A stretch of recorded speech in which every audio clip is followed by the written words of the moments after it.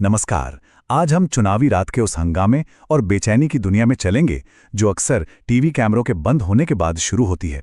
एक बड़ी ही मजेदार कहानी के जरिए हम देखेंगे कि नतीजों से पहले की उस एक रात में हर उम्मीदवार की सांसें कैसे ऊपर नीचे होती हैं।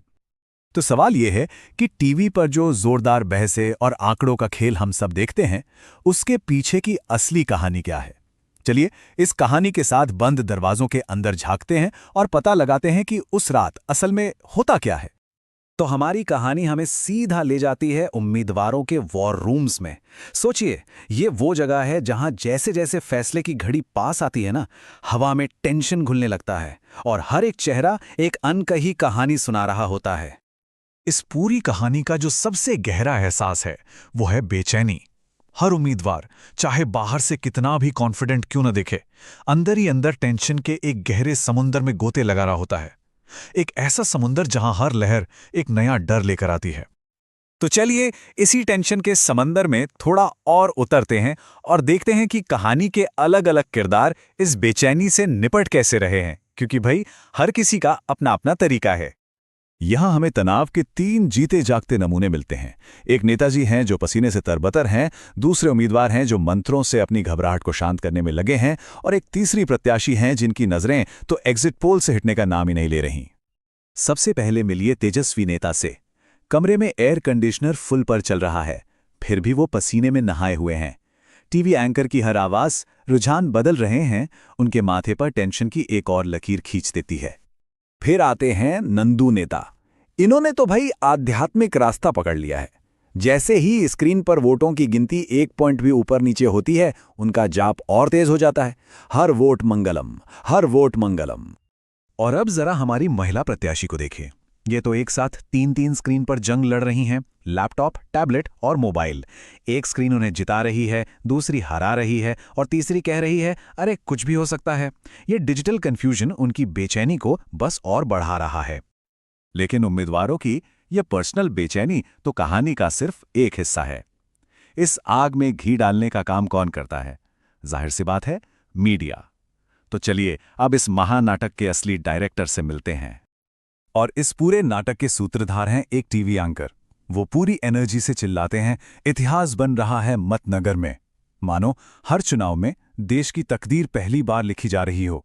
ये सिर्फ खबर नहीं, ये तो एक पूरी परफॉर्मेंस है।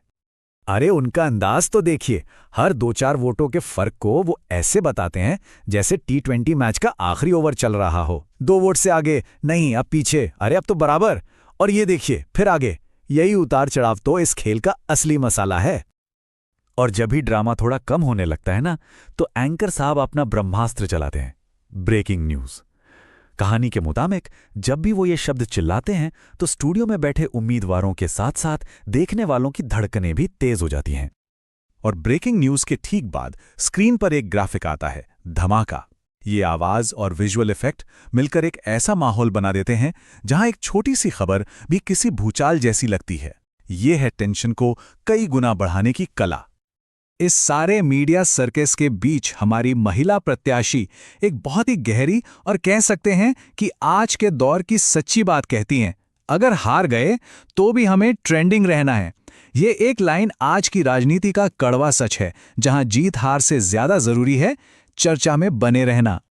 और यहीं से कहानी अपने सबसे दिलचस्प मोड़ पर आती है, जहां वो राजनीति के दोहरे चरित्र पर एक तीखा कटाक्ष करती है। ये वो हिस्सा है जो हंसाते हंसाते बहुत कुछ कह जाता है। इस व्यंग्य के 4 मुख्य किरदार हैं: जनता के नाम पर राजनीति करने वाले उम्मीदवार, पकौड़ों के दीवाने गप्पू बाबा, हमारे वही नाटकीय एंकर, और आखिर में बनने वाला सिद्धांतों से परे एक मजेदार गठबंधन। गप्पू बाबा इस कहानी के असली स्टार हैं। जहां हर कोई टेंशन में डूबा है, वहीं उन्होंने अपनी ढोलक पकौड़ों की पार्टी शुरू कर दी है। उनका फलसफा बड़ा सीधा है, जीत गए तो जनता का धन्यवाद, हार गए तो जनता का स्वाद, पकोड़े खाओ। ये दिखाता है कि राजनीति के इस तनाव में भी कुछ लोग मजे लेना जानते हैं। और फिर आता है कहानी का सबसे बड़ा ट्विस्ट, नतीजा। पता चलता है कि किसी भी पार्टी को बहुमत नहीं मिला है, जिसे हम हंग असेंबली कहते हैं। यानी कोई एक साफ विजेता है ही नहीं। सारा ड्रामा, सारी बेचैनी, सब एक पल में जैसे बेमानी हो जाती है। लेकिन राजनीति में पिक्चर अभी बाकी होती है मेरे दोस्त। जो उम्मीदवार कुछ घंटे पहले टीवी पर एक दूसरे को पानी पी पी कर कोस रहे थे, वो सब मुस्कुराते हुए एक साथ आते हैं और जनता के हित में एक महागठबंधन की घोषणा कर देते हैं। इस ऐतिहासिक पल पर गप्पू बाबा का बस एक ही कमेंट आता है, चलो बढ़िया है, अब गठबंधन में भी पकौड़े बांटेंगे। ये एक लाइन पूरी कहानी का निचोड़ है कि विचारधाराएं बदल सकती हैं, दुश्मन दोस्त बन सकते हैं, लेकिन नेताओं के निजी स्वार्थ या यूं कहें कि पकौड़ों का स्वाद हमेशा वही रहता है। तो ये पूरी कहानी देखने के बाद एक सवाल दिमाग में जरूर आता है, इस पूरे चुनावी सर्कस में, इस खेल में असली मजा आखिर किसका है? कहानी हमें इसी सवाल के साथ छोड़ जाती है, तो फिर असली विजेता कौन है? वो उम्मीदवार जो सत्ता के लिए कुछ भी करने को तैयार हैं, वो मीडिया जो इस नाटक को और भी रोमांचक बना देता है, या फिर कोई और? और शायद इसका जवाब कहानी की इसी आखिरी लाइन में छिपा है।